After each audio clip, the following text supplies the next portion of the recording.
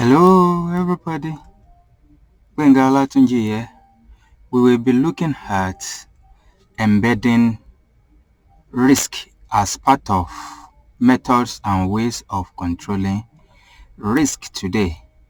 Don't forget we are on risk management and we want to be looking at embedding risk as a means of risk management control, and we will break it down into 4 parts.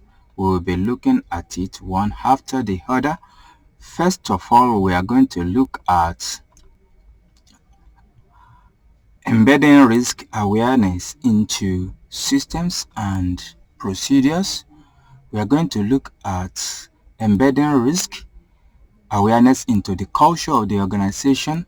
We are going to look at the role of professionals like risk managers, risk auditors, and also in particular 2 things that these people will not be able to do for us as organization.